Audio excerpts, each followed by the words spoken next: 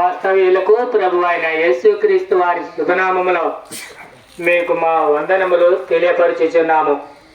ప్రభు అయిన యేసుక్రీస్తు వారు మనలను ఎంతో ప్రేమించుచు ఉన్నారు. ఆయన ప్రేమ స్వరూపి, ప్రేమ లేనివాడు నావాడు కాడు అని లేఖనము సెలవిచ్చుచు ఉన్నది.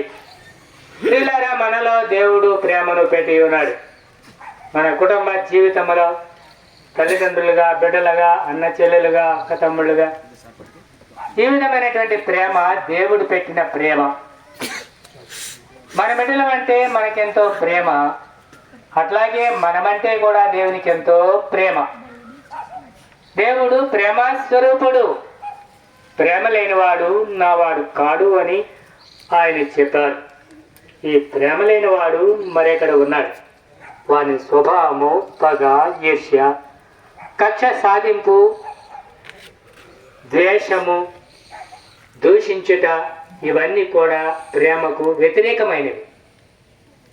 కనుకనే ప్రేమ కలిగినటువంటి దేవుడు యోహాను సువార్త 3:16 ప్రకారం దేవుడు లోకముని ఎంతో ప్రేమించెను కాగా తన అద్వితీయ కుమారునిగా పుట్టిన వాని యందు విశ్వాసముంచు ప్రతి వాడును నశింపక నిత్య జీవం పొందినట్లు ఆయనను అనుగ్రహించెను.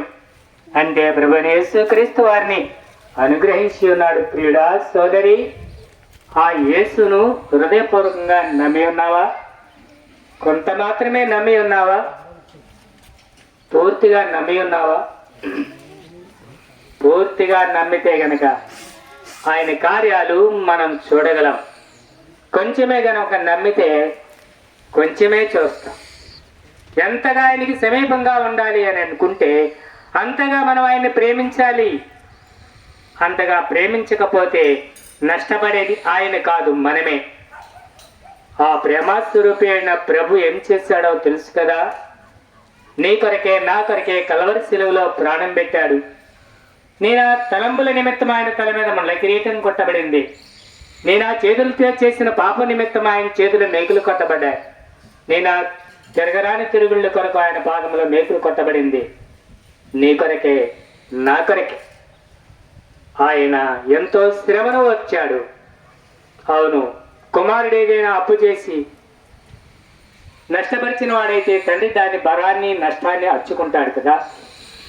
అలాగే నీవు నేను చేసిన పాపాల వల్ల ఆ నష్టాన్ని అర్చుకున్నాడు కనుకనే ఆ కలవరి శిలువలో ఆ ముడిమెక్కుల మీద వేలాడాడు. ఆయన చేతకాకు కాదు సుమా, ఆయన నరుడు కాదు సుమా, ఆయన సృష్టికర్త అయిన దేవుడే నరరూపిగా నీ కొరకు నా కొరకు వచ్చి నేను ఆ పాప ప్రాయశ్చిత్తార్థమై కలవరి శిలువలో క్రయం చెల్లించాడు. అది మన పాప రుణం. ఎవరు తీర్చగలరు? అది ఎన్నటికీ తీరక అట్లుండవలసింది. ఎవడైనా తన సహోదరుని కొరకు తన ప్రాణం బద్ధుడైనాడు. పెట్టగలిగితే ఒకరి కొరకు ఒకడే ప్రాణం పెడతాడు, అంతవరకే.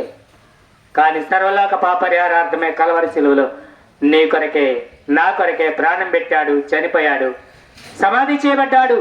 ఇందులో దేవుని ప్రేమ ఉన్నది. ప్రియుడా, ఒక తల్లి తన సొంత బిడ్డను తన సొంత కళ్ళతో చూడాలి అని అంటే ఎంతో గర్భవేదన పొందాలి, తన రక్తం కార్చాలి, శ్రమ పడాలి. అప్పుడే తన సొంత కన్నులతో తన సొంత బిడ్డను చూడగలదు. నిజ దేవుడు నిన్ను ప్రేమించి నీ కొరకై కలవరి శిలువలో వేలాడాడు. సత్యం గ్రహించగలవా? పరిపూర్ణమైనటువంటి హృదయంతో ఆయన ప్రేమిస్తే నిన్ను కూడా అలాగే ప్రేమించి నిన్ను ఉద్ధరిస్తాడు, నిన్ను కరుణిస్తాడు, క్షమిస్తాడు, కనికరిస్తాడు, ఆయన బిడ్డగా చేసుకుంటాడు. ఒకవేళ పొరపాటుని ఈ పాప ఒప్పుకోలు పశ్చాత్తాపం నీ జీవితంలో లేకపోతే, పొరపాటుని చెడిపోతే కనుక ఉండకూడని స్థలము అదే పాతాళము, అగ్ని ఉండమని రాయబడింది. అందులోకి వెళ్తే మళ్ళీ ఇక తప్పించే మార్గం వేరొకటి లేదు.